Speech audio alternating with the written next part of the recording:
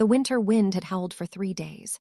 I pressed my forehead against the frostbitten glass of the attic window, watching the swirling snow transform the estate grounds into a graveyard of frozen hopes. My reflection stared back, sunken eyes, a face pale with fatigue, and fingers trembling as they clutched the edges of a worn silk shawl. I was 18 years old, but looking at my hollow expression, I felt as though I had already endured a lifetime of losses. The scent of expensive floor wax and old mahogany filled the house, a fragrance that for me smelled only of a gilded cage and the cold indifference of my family. My back ached from hours of scrubbing the marble stairs, the skin on my palms raw and stinging from the harsh lie. Mirabel, Victoria's sharp, melodic voice sliced through the silence like a razor. "The guests are arriving. Get down here and serve the tea, now." I grabbed the heavy silver tray with shaking hands, my stomach cramping with hunger. I hadn't been allowed a meal since yesterday, a punishment for looking too sullen in front of the jeweler. I moved toward the grand drawing room with my eyes glued to the floor, perfected in the art of being a shadow. I had learned that to survive Victoria Lowell, one had to be invisible, unthreatening, and utterly forgettable. The tray slipped before I even realized anyone was standing in the doorway. My nerves were frayed beyond repair. The silver crashed against the hardwood, the fine china exploding into 1,000 white shards as hot tea splashed like a dark, steaming omen across the floor. I dropped to my knees instantly, my heart hammering against my ribs, already bracing for the sting of Victoria's hand across my face. I'm so sorry," I whispered, desperately reaching for the broken pieces with my bare hands. A sharp edge of porcelain sliced deep into my thumb, and I watched a single bead of crimson blood bloom against the white floor. "Stop." The voice was like a physical weight, deep and commanding, with an edge of power that made every hair on my arms stand up. I had heard the voices of wealthy men before, but never one that demanded such instant, instinctive obedience. Slowly, I looked up. He stood in a stillness that felt dangerous, his presence swallowing all the light in the room. He wore a black shirt with a striking red dragon motif that seemed to writhe in the shadows. His eyes weren't looking at the mess, or at Victoria's fuming face. They were fixed on my bleeding hand with an intensity that made the air vanish from my lungs. "Welcome. Before we continue, please hit that like button, subscribe, and comment with your city so I can see how far this story travels. Now, let's dive in." The heavy satin of the wedding gown felt less like a garment and more like a burial shroud. It was a stark, blinding white that seemed to mock the darkness pooling in my chest. I stood motionless in the center of the dressing room, my breath hitching as Victoria Lowell yanked the corset laces with a feral sort of glee. I could feel the stays digging into my ribs, forcing the air out of my lungs until the world tilted at the edges. "Stop crying, Mirabel.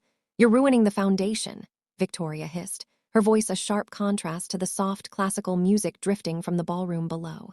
She stepped around to face me, her predatory smirk widening as she adjusted the lace at my collar. Her hands were cold, her touch lingering with the possessiveness of a merchant inspecting a prized heifer.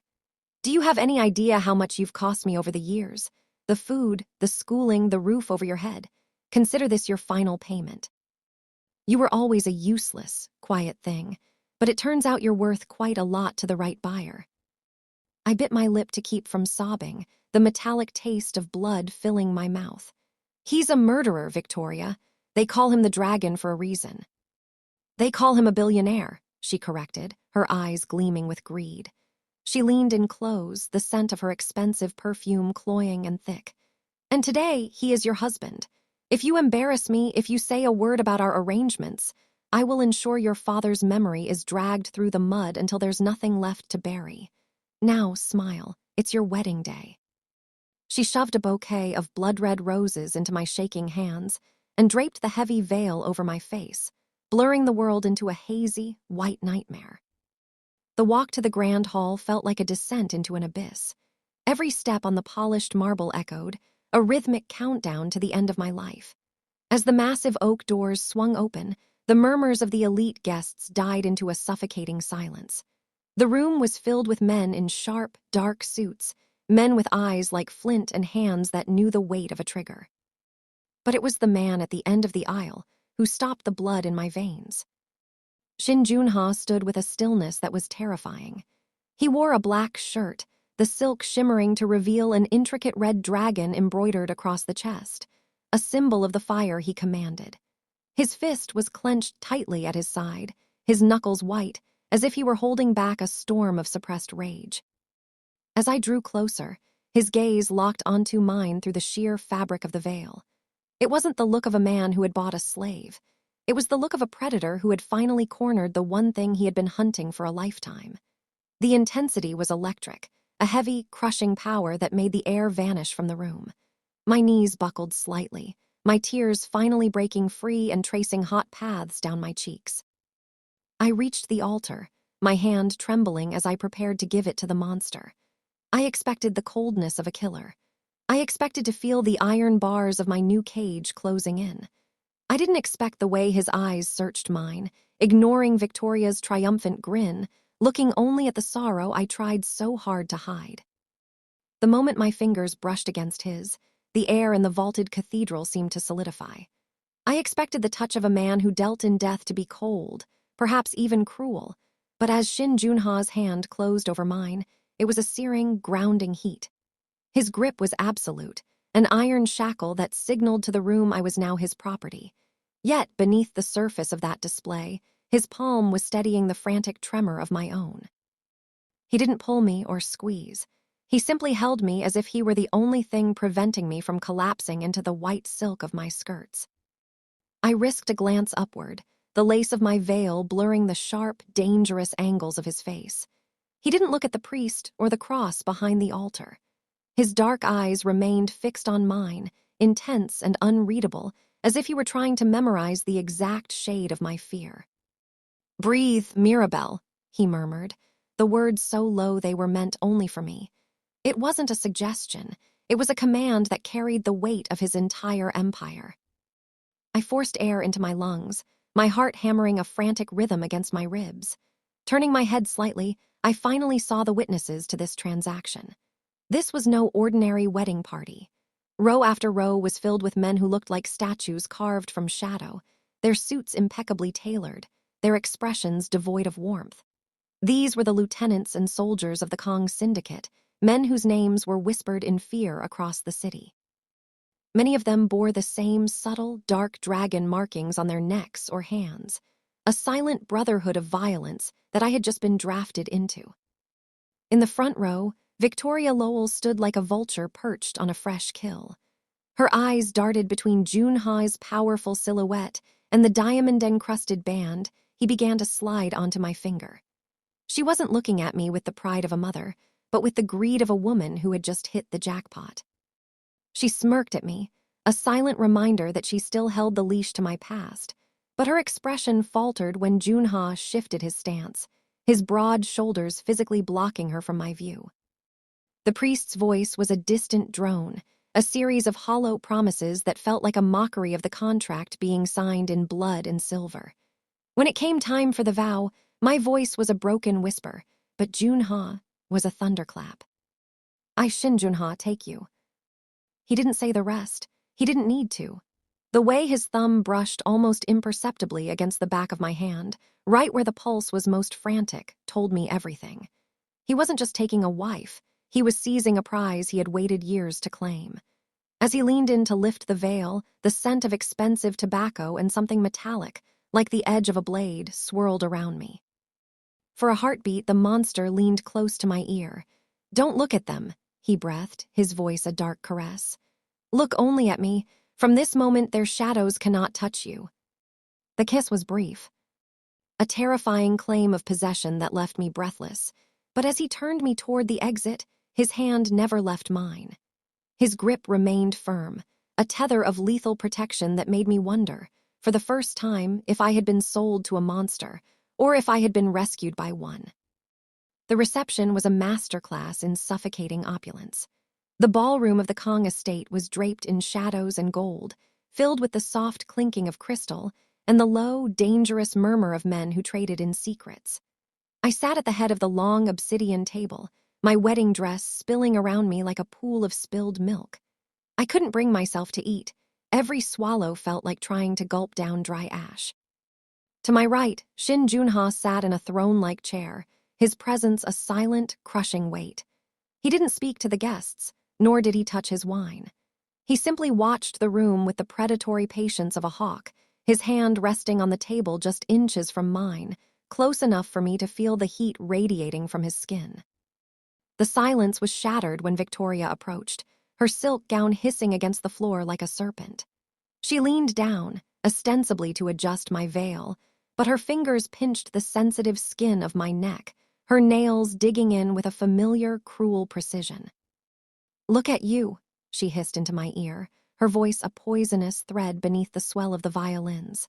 "Don't think that just because you've moved into a bigger cage, you're free. I still have the keys to your father's estate, Mirabel. If you don't play your part, if you don't find out where he keeps the digital ledgers, I will make sure those letters your father left behind are burned before the week is out. You are here to serve me, not him. Remember your place, or you'll find yourself back in the gutter faster than you can blink."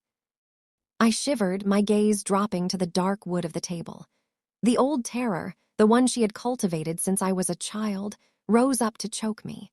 I felt the familiar urge to shrink, to become the invisible girl from the attic. Suddenly, a large, warm hand clamped firmly over mine. The movement was slow, deliberate, and crackling with unspoken violence. Joon-Ha didn't look at Victoria, he didn't even turn his head, but his grip on my hand tightened, pulling me closer to his side until our shoulders touched. "Mrs. Lowell," he said, his voice a low, gravelly vibration that seemed to make the very floorboards tremble. The entire table went silent. "My wife's neck appears to be quite delicate. I would find it regrettable if anyone were to leave a mark upon it." Victoria froze, her hand still hovering near my throat.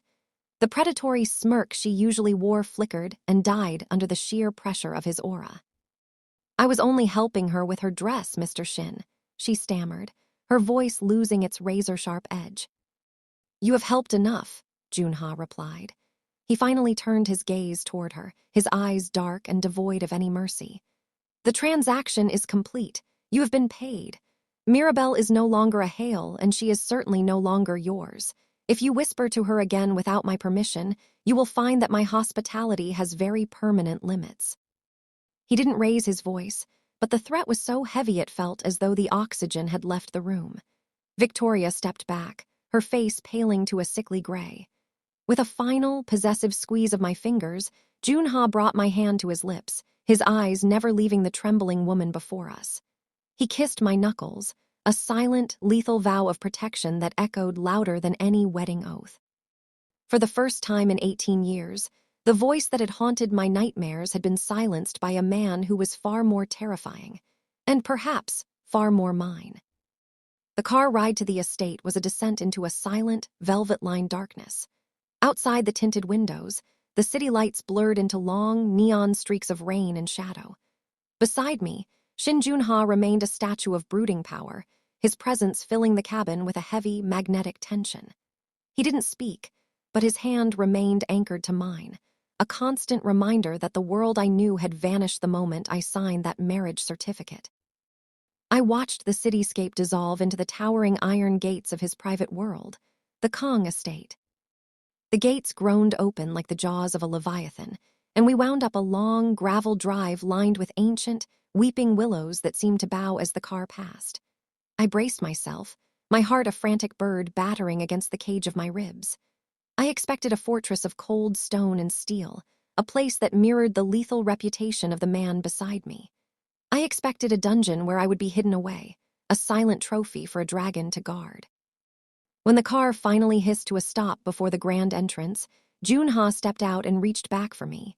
His touch was firm, pulling me into the crisp night air. We walked through massive oak doors into a foyer that breathed with the scent of sandalwood and fresh jasmine. The silence here was different. It wasn't the hollow, terrifying silence of Victoria's house, but a deep, protective stillness. "Take her to the east wing," Joon-Ha commanded a waiting attendant, his voice low and resonant. He turned to me, his eyes searching my face for a fleeting heartbeat. "I have business to settle. Rest, Mirabel, you are safe here." I followed the maid up a sweeping spiral staircase, my heels clicking softly on the marble. My mind was spinning with dark fantasies of iron bars and locked doors. But when she pushed open the double doors to my private suite, the air left my lungs for an entirely different reason. The room was a sanctuary of warmth and light. Floor-to-ceiling windows looked out over a moonlit garden, and a fire crackled softly in a hearth made of white stone. It wasn't a prison. It was a dream I had once whispered to the stars in the dark of my attic bedroom. On the vanity sat a collection of rare, first-edition novels, the very ones I used to read in secret at the library. The closet was filled with silks and cashmeres in the rich, deep colors I loved, but could never afford. In the corner of the room stood a grand piano, its polished wood gleaming under the chandelier. My fingers drifted toward the keys, trembling. Victoria had sold my mother's piano years ago to pay a debt, telling me that girls like me didn't need music. Beside the bed was a small, hand-carved box. I opened it to find a single pressed flower, a hibiscus, the flower of my childhood. A sob caught in my throat. This wasn't just luxury, it was a catalog of my soul. Everything Victoria had stripped away, everything she had mocked me for wanting, was gathered here in this room. I sank onto the edge of the bed, the plush velvet catching me. I looked at the door, expecting to hear the turn of a key, but there was no sound. I wasn't being locked in. I was being given back the pieces of myself I thought were lost forever. I realized then that while I was unaware of him, the Korean Mafia king had been intimately aware of me for a very long time. The fire in the hearth had begun to settle into a steady, rhythmic pulse of orange embers when the heavy oak door finally groaned on its hinges.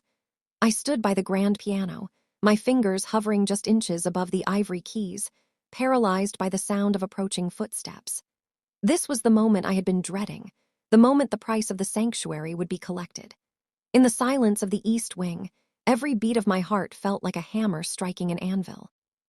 Shin Joon-Ha stepped into the room, his presence immediately shrinking the vast space. He had removed his tuxedo jacket, his black silk shirt unbuttoned at the collar to reveal the edge of the red dragon that seemed to pulse with the flickering firelight. He didn't look like a man exhausted by the night's dark business. He looked like a king returning to his inner sanctum. He stopped a few paces away, his shadow stretching across the plush carpet to touch the hem of my gown. I squeezed my eyes shut, my shoulders tensing as I waited for the command, for the cold touch of a stranger, or for the realization that I had simply traded one master for another. My mind flashed to Victoria's sharp nails and the way she had looked at me as a mere line item in a ledger. "You're shaking, Mirabel." His voice was a low, dark velvet that seemed to vibrate through the floorboards. I opened my eyes to find him watching me, not with the predatory hunger I expected, but with a strange, turbulent sorrow. He took a step forward, and I instinctively flinched, my hand flying up to cover the faint red mark on my neck where Victoria's nails had dug in earlier that evening. Joon-Ha froze. His gaze dropped to my throat, and for a split second, the mask of the stoic Mafia king shattered. A flash of pure, unadulterated rage ignited in his dark eyes, a fire so intense it made the hearth seem cold. He reached out, his hand hovering near my face, trembling with a restrained power that made the air hum. "In this house," he began, his voice dropping to a jagged, dangerous whisper that promised a violent reckoning for anyone who crossed his threshold, "no one will ever lay a hand on you again. Not her. Not my enemies. Not even me, unless you wish it." He didn't move to claim me. Instead, he reached past me to a small mahogany table and picked up a silk throw, gently draping it over my shoulders to shield me from the phantom chill of my memories. "The doors here do not lock from the outside," he continued, stepping back to give me the space I so desperately needed. "You are not a prisoner, Mirabel. You are the mistress of this estate. My men are at your disposal. My wealth is your shield. Rest now. Tomorrow, we begin the process of erasing every scar she left on your soul." He turned to leave, but stopped at the threshold, his silhouette framed by the dim hallway light. "I have waited a very long time to bring you home. I can wait a little longer for you to believe you are safe." The door clicked shut with a soft, final thud. I stood in the golden glow of the fire, the silk blanket wrapped around me, realizing with a start that the heaviest weight I had carried for 18 years, the constant, gnawing expectation of pain, had just been lifted by the very man I thought would be my executioner. The morning sun filtered through the tall garden windows of the east wing, casting long, golden bars across the breakfast table, but the warmth couldn't reach the chill that settled in my marrow the moment the maid announced a visitor. Victoria Lowell didn't wait for an invitation. She swept into the room, the sharp clack of her designer heels sounding like gunfire against the marble floors. She looked out of place amidst the quiet elegance of the estate, a splash of cold, neon ambition in a sanctuary of shadows. "Mirabel, darling, you look positively piqued," she cooed, though her eyes were as sharp and hungry as a hawk's. She didn't hug me. She merely circled me, her gaze scanning the silk robe I wore, the expensive jewelry on the vanity, and the sheer scale of the room. "I see the dragon keeps his treasures well fed. But then a gilded cage is still a cage, isn't it?" I stood by the window, my hands hidden in my sleeves to mask their trembling. "Why are you here, Victoria? The marriage is legal. You have your money." "A mother has a right to check on her daughter's welfare," she said, her voice dripping with a false, saccharine concern that made my skin crawl. She began to wander the room, her fingers trailing over the mahogany desk where Joon-Ha sometimes sat in the early hours of the morning. "I merely wanted to ensure you were fulfilling your duties. Shin Joon-Ha is a dangerous man, Mirabel. He has enemies who would pay handsomely for a glimpse into his private ledgers. I hope you aren't forgetting who truly looks out for your interests." She moved toward the heavy bookshelf near the door, her back turned to me. I watched her reflection in the darkened glass of a display case. Her movements were frantic, practiced. Under the guise of admiring a leather-bound volume, her hand flicked with a serpent's speed. I saw the glint of something small and metallic, a disc no larger than a coin, as she pressed it into the underside of the mahogany shelf. My breath hitched. A recording device. She wasn't here to check on me. She was here to turn my bedroom into a trap. She was looking for leverage, a way to keep Joon-Ha under her thumb just as she had kept me. "You should leave," I said, my voice steadier than I felt. The fear was there, but beneath it, a new, cold spark of defiance was beginning to smoke. "He doesn't like uninvited guests, and he especially doesn't like people who touch his things." Victoria turned, her face twisting into a mask of pure venom. "Careful, girl. Don't let a few silk sheets make you forget who owns your soul. If I fall, I'm dragging your father's name down with me." She swept toward the door but stopped as the heavy oak frame vibrated. The air in the room shifted, growing thick and heavy. Shin Joon-Ha stood in the threshold, his silhouette blocking the light from the hallway. He didn't move, didn't speak, but the sheer gravity of his presence made Victoria shrink back. His eyes went to me first, checking for tears, then moved to Victoria with a terrifying, silent finality. "The visit is over, Mrs. Lowell," he said, his voice a low, rhythmic growl. As Victoria scurried past him, her head bowed in a coward's retreat, I looked at the shelf where the device was hidden. I looked at Joon-Ha, wondering if I should tell him, or if I should find a way to use the wickedness. I had learned at her feet to finally protect the man who was protecting me. The silence following Victoria's departure was thick, charged with the lingering electricity of Joon-Ha's presence. He didn't ask what she had said. He simply watched me for a moment longer, his eyes tracing the line of my shoulders as if measuring the weight of the burden I still carried. With a curt nod, he turned and vanished back into the shadows of the hallway, leaving me alone with the hum of the hidden recording device. Restlessness gnawed at me. The discovery of Victoria's treachery had sparked a frantic need to understand the man who claimed to be my protector. I waited until the house fell into the deep, mid-morning lull of the staff's shift change before I slipped out of my suite. I wandered deeper into the east wing, past corridors lined with silent tapestries and heavy locked doors, until I reached a narrow, unassuming entrance at the very end of the gallery. Unlike the others, this door was slightly ajar. I pushed it open, expecting a dusty storage room or a cold office. Instead, I stepped into a room that felt like a cathedral of memories. The walls were not bare. They were covered in photographs, hundreds of them. I moved closer, my breath hitching as I realized the subject of every single frame was me. These weren't professional portraits. They were candid, stolen moments from the last 4 years of my life.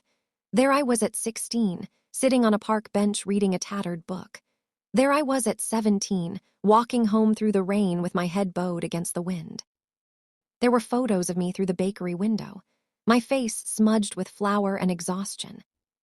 It wasn't just photos. On a long, velvet-lined table sat an array of items I thought I had lost or thrown away. My favorite hair ribbon from 3 years ago, a dried wildflower I had once tucked into a library book, even a silver locket my father had given me, which Victoria claimed she had sold to pay the electric bill. I sank into a chair, my head spinning. This wasn't the surveillance of a stalker. It was the meticulous collection of a man who had been cherishing the scraps of a life that everyone else had treated as trash. Every time I had felt a pair of eyes on me in the dark, every time a stranger had stepped in to stop a harasser on the street and then vanished, it had been him. "I told you, I have waited a very long time to bring you home." I gasped, spinning around to see Joon-Ha leaning against the doorframe. He didn't look ashamed to be caught. He looked vulnerable, his usual mask of granite replaced by a raw, quiet intensity. "You've been watching me for years," I whispered, my voice trembling. "Why, I was nothing. I was a girl in a bakery with a debt she couldn't pay." "You were never nothing to me, Mirabel," he said, walking toward me until he stood amidst the gallery of my past. He reached out, his fingers ghosting over a photo of me smiling, a rare, genuine smile from years ago. "While the world looked at you and saw a victim, I looked at you and saw the only thing worth saving in this city. I didn't just buy your debt. I bought the right to ensure you never have to be that sad girl in the rain ever again." I looked at the photos, then back at him. The fear that had defined my life for 18 years began to shift, transforming into a terrifying, beautiful realization. Victoria had sold me to a monster, but the monster had been in love with me since before I even knew his name. The grand ballroom of the Seoul Plaza was a sea of shimmering silk and lethal secrets. Crystal chandeliers hung like frozen explosions from the ceiling, casting a brilliant, unforgiving light over the city's elite. I felt the weight of every gaze as I stepped into the room, my hand anchored to Shin Joon-Ha's arm. I was dressed in a gown of deep crimson, a color that matched the dragon winding across his chest, signaling to everyone present that I was no longer a victim of the shadows, but a part of the flame. Joon-Ha moved through the crowd with the effortless grace of a king. He didn't need to speak. The sea of politicians and rival bosses parted before him like water. I kept my head high. The lessons of the invisible girl, falling away to reveal the steel he had been teaching me to find. Yet, beneath the glamour, the air felt thin.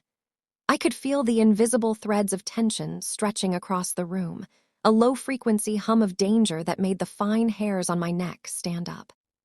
"Stay close to me, Mirabel," Joon-Ha murmured, his voice a dark anchor in the swirl of the party.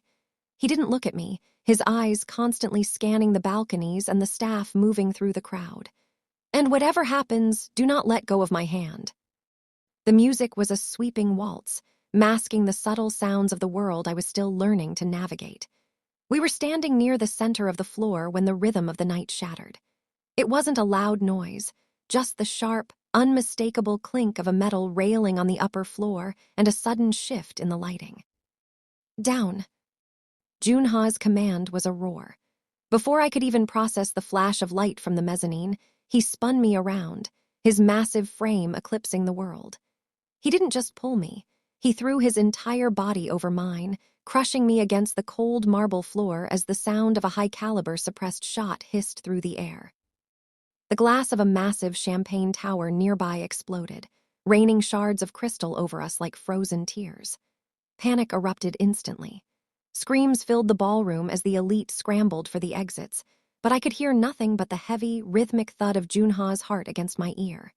He was a solid wall of muscle and silk, a living shield that refused to flinch, even as a second shot ricocheted off a stone pillar inches from his head. "Are you hit?" he rasped, his voice raw with a protective fury I had never heard.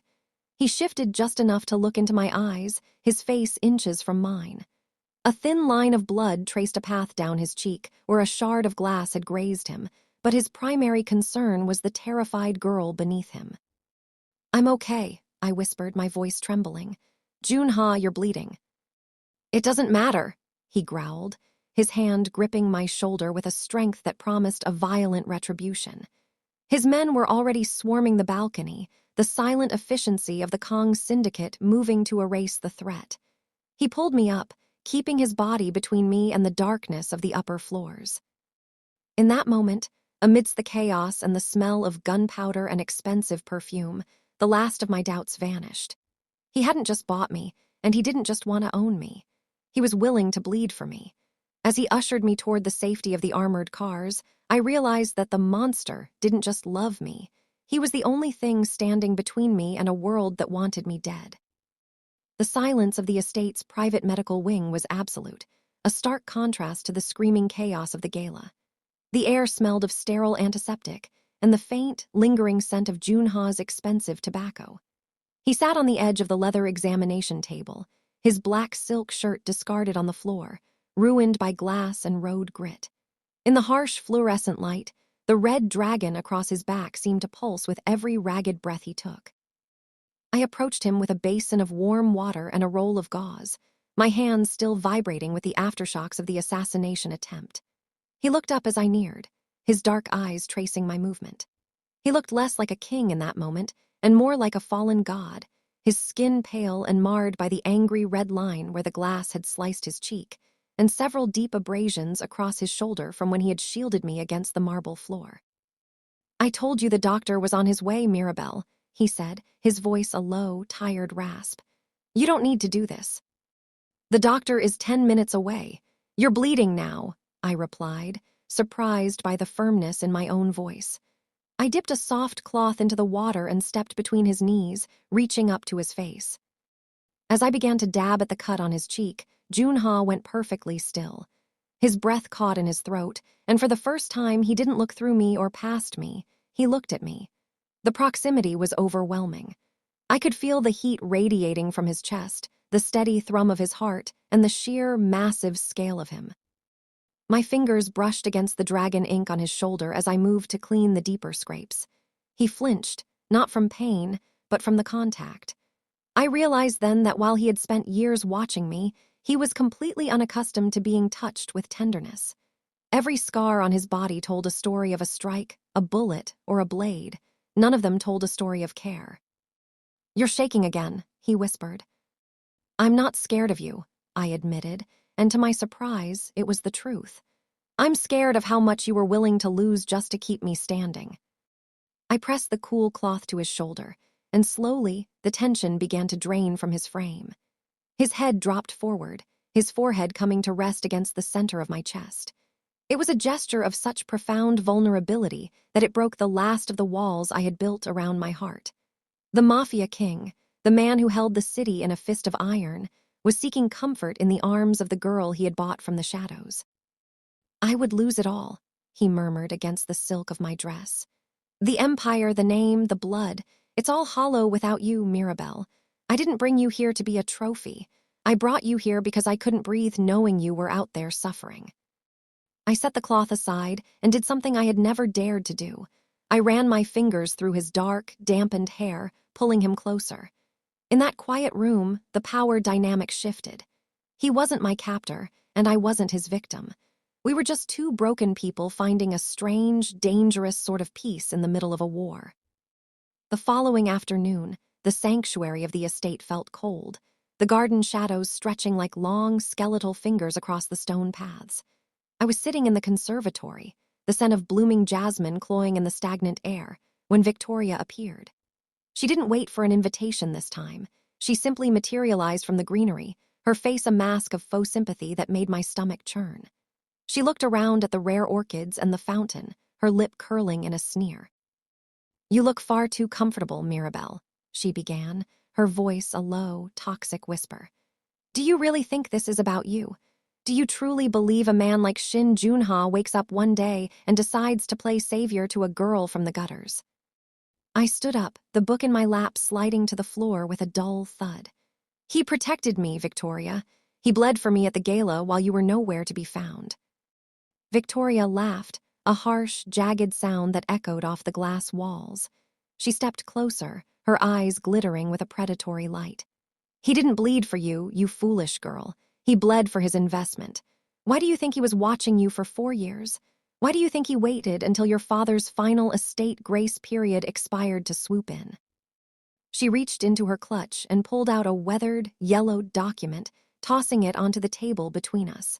I recognized my father's signature at the bottom.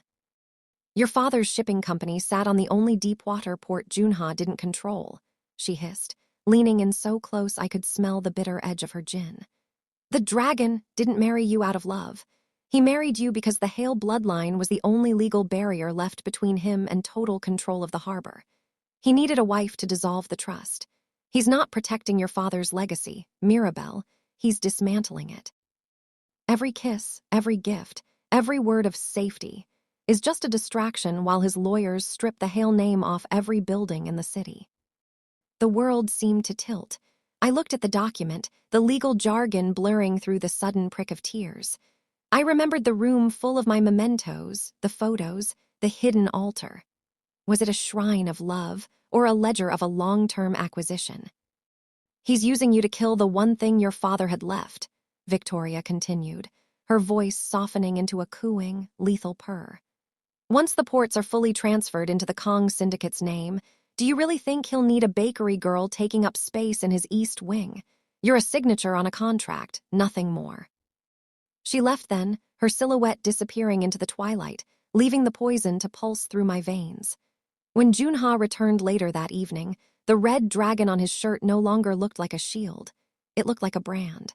I watched him from across the room, my heart a cold stone.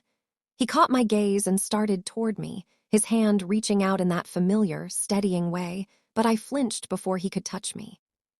The warmth of the previous night had vanished, replaced by the suffocating realization that in the world of the Mafia, even love could be a calculated move in a much larger game. The sky was a bruised purple, heavy with the threat of another storm, as I slipped through the service entrance of the East Wing. I wasn't wearing the silks or the crimson gown Joon-Ha had gifted me. I was back in the worn wool coat I'd arrived in, carrying nothing but the document Victoria had shown me and the hollow ache in my chest. Every shadow on the estate grounds felt like a ghost of the man I thought I'd begun to love. I moved quickly, my breath hitching as I reached the long, gravel drive that led to the towering iron gates. The gates were closed, their black bars standing like sentinels against the world. I reached for the keypad, my fingers numb with cold and panic, when a pair of headlights cut through the gloom. A black SUV purred to a halt just inches from where I stood, the engine a low, rhythmic growl that matched the sudden pounding of my heart. The door opened, and Shin Joon-Ha stepped out. He didn't look like the man who had let me nurse his wounds. He looked like the dragon again, immense, immovable, and terrifyingly cold. He didn't move toward me, but his presence alone seemed to drop the temperature of the night. "Where are you going, Mirabel?" His voice was a low vibration, devoid of the warmth it had held just 24 hours ago. I clutched the document to my chest, the paper crinkling under my grip. "To the only place I have left.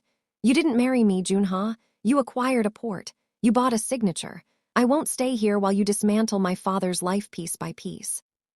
"Is that what she told you?" He took a step forward, his eyes narrowing. The wind whipped his hair across his forehead, but he didn't flinch. "She showed me the papers. She showed me why I'm really here," I shouted, the tears finally spilling over. "I was just a girl in a bakery to everyone else, but to you, I was a legal loophole. I'd rather be invisible in the rain than a pawn in your palace." Joon-Ha moved then, his speed blurring the space between us. Before I could retreat, his hands were on my shoulders, his grip firm but not painful, the same steadying weight from the altar. He forced me to look at him, his gaze burning with an intensity that bordered on agony. "You think I care about a harbor?" he rasped, his voice cracking with a raw, suppressed fury. "I own half the coastline. I could burn every port in this country and still have more wealth than your family ever dreamed of. Look at me, Mirabel." I tried to pull away, but he held me fast. "Why do you run to the woman who sold you?" he demanded, the question echoing off the iron bars behind us. She traded you like a used trinket to pay off a debt. I spent 4 years clearing the path to get you away from her. I didn't take the harbor to destroy your father. I took it to keep her from selling it to the men who killed him. Everything I have done was to sever the ties that were strangling you." He let go of my shoulders, but he didn't move away. He stood there, vulnerable in the middle of his own fortress, his breath hitching in the cold air. "If you want to leave, the gates are open. But do not tell me I don't want you. I have wanted nothing else for a lifetime." The silence that followed was deafening, broken only by the sound of my own quiet sobs. I looked at the gate, then back at the man who had bled for me, wondering if I was running toward freedom or away from the only person who had ever truly seen me. The silence following Joon-Ha's outburst was heavy, broken only by the rhythmic clicking of the cooling engine and the distant roll of thunder. He didn't wait for me to speak. He reached into the SUV and pulled out a thick, black leather folder, thrusting it toward me. His hand was trembling, a sight that terrified me more than his rage ever could. It was the first time I had ever seen a crack in his granite exterior. "You want the truth, Mirabel. Here it is. The real ledger of your life under Victoria Lowell," he rasped. I took the folder, my fingers numb as I opened it under the dome light of the car. I expected more property deeds, more evidence of the harbor acquisition. Instead, the first page was a list of debts, gambling markers from underground casinos I didn't even know existed. Victoria's name was at the top of every single one, the numbers spiraling into the millions. "She didn't just sell you to settle a debt," Joon-Ha said, his voice dropping to a jagged, hollow whisper. "She used you as collateral for a loan she knew she could never pay back. She was betting on the fact that I would grow bored of you or that you would run away." I turned the page, and the air left my lungs. It was a medical dossier, but not mine.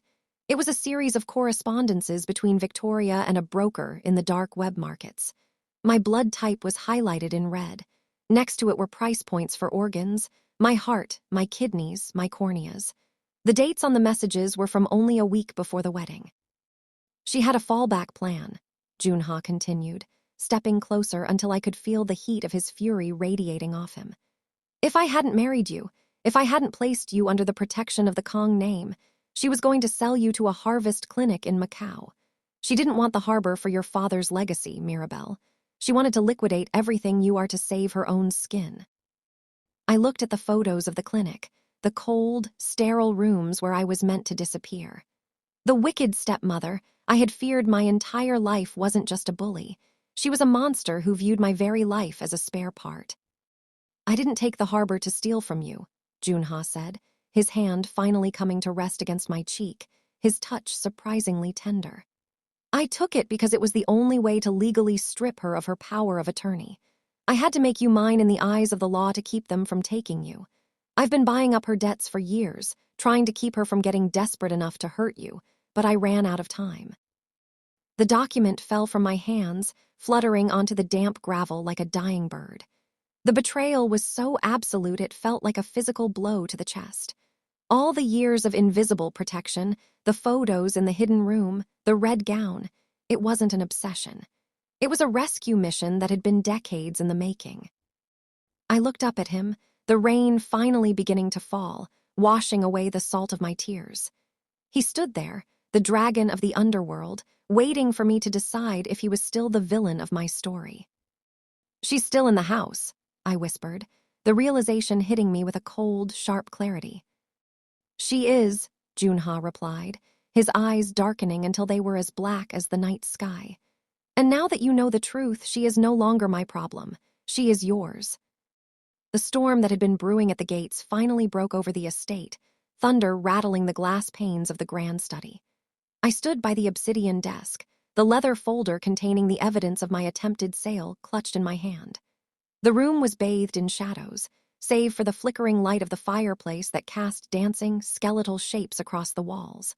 Shin Joon-Ha stood by the window, his back to the room, his silhouette an immovable mountain of dark intent. The doors opened with a heavy, ominous thud.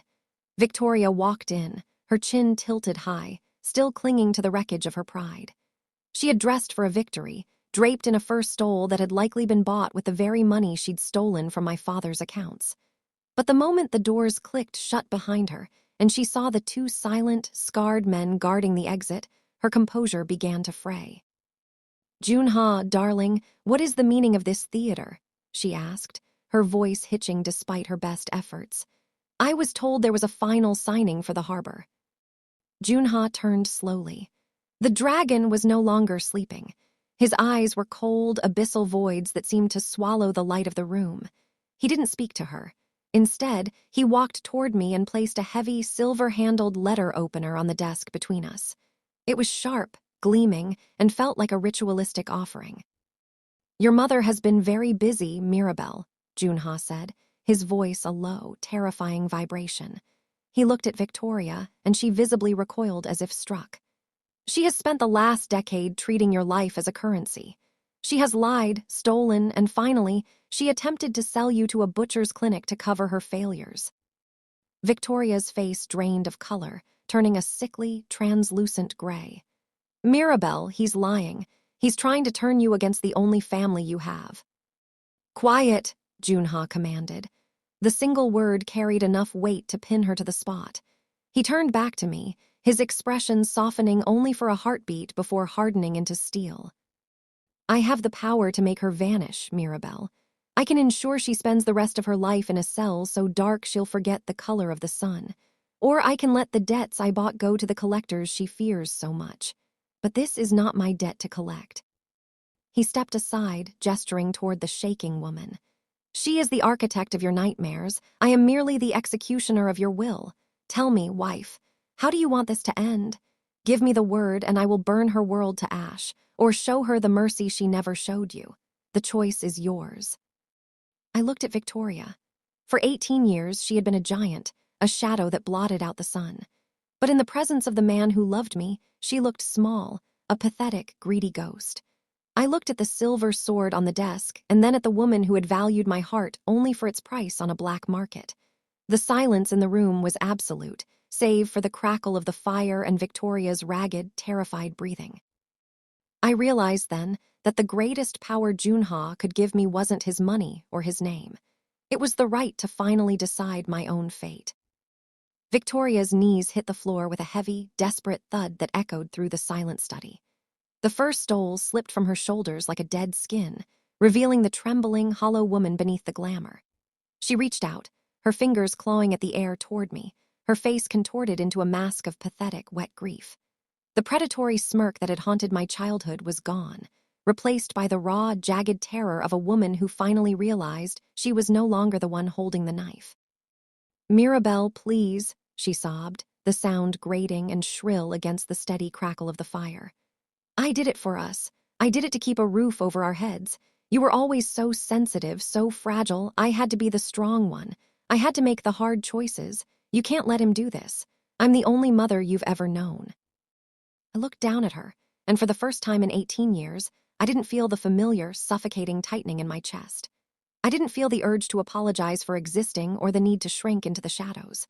Beside me, Joon-Ha remained a silent, looming presence, his hand resting lightly on the hilt of the silver letter opener. The sword he had offered me. He was a wall of dark, unyielding support, waiting for me to reclaim the pieces of my soul that this woman had spent a decade tearing away. "You weren't strong, Victoria. You were greedy," I said, my voice coming out low and steady, carrying a weight I hadn't known I possessed. "You didn't make hard choices for me. You made them for your debts, for your pride, and finally for the price of my life." "I'll change. I'll leave the city. I'll never speak your name again," she pleaded, her voice rising to a frantic howl as she saw the lack of pity in my eyes. She scrambled forward, trying to grab the hem of my dress, but one sharp look from Joon-Ha made her freeze in place, her breath coming in ragged, terrified gasps. I looked at the folder on the desk, the evidence of the butcher's clinic, the gambling debts, the systematic destruction of my father's name. I could have nodded. I could have let Joon-Ha's men take her into the rainy night, and I would never have to see her face again. I could have let the dragon settle the score in the way only he knew how. "No," I whispered, the word cutting through her wailing. I looked her directly in the eyes, stripping away the last of her power.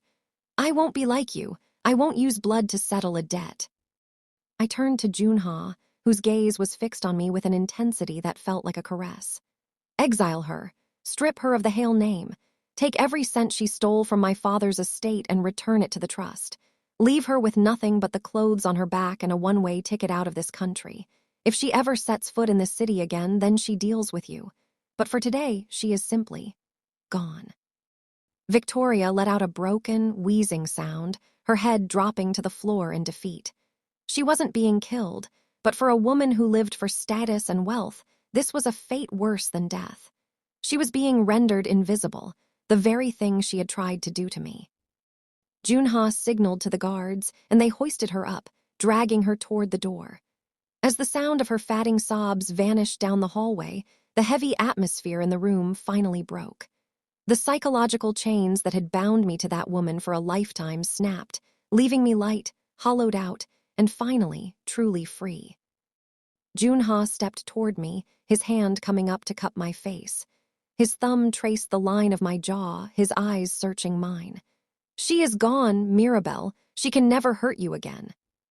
I leaned into his touch, the warmth of his skin finally chasing away the winter chill. I wasn't the girl from the attic anymore. I was the woman who had survived the monster, only to find my home in the arms of another.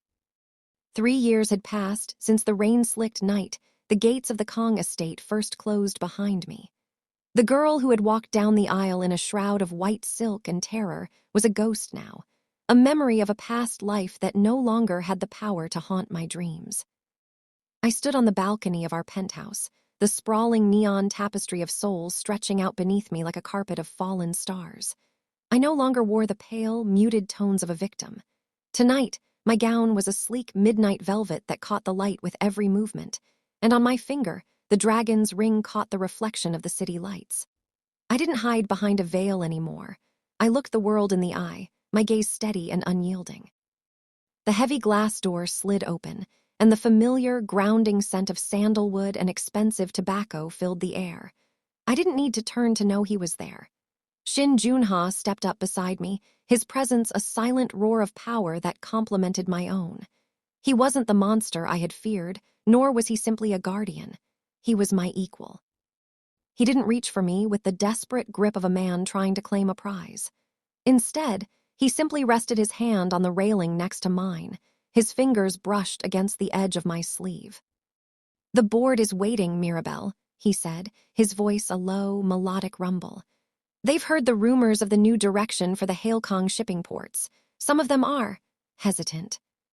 I turned to him, a small, cold smile playing on my lips, a smile I had learned from him. "Let them be hesitant. They'll learn quickly enough that the port is no longer a vulnerability. It's a fortress." Joon-Ha's dark eyes filled with a pride so fierce it made my breath hitch. He had watched me transform from a broken girl into the woman who now managed the very legacy Victoria had tried to liquidate. We were no longer a forced pair, bound by debts and legal loopholes. We were a true power couple, a union of steel and silk that the city had learned to respect and the underworld had learned to fear.